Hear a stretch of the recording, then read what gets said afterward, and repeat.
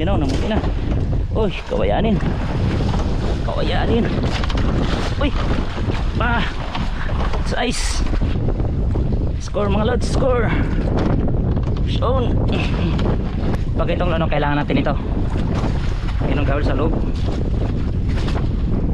Yan ang sundutin. Mabusog ka mga lods. Yun o, simple lang o. Score na naman natin. Okay. Dalawa pa dyan. Ayan o, tinawala din ang isda. Oh, lapo nga talaga mga lods. Wah, labas yung ano. Lapo.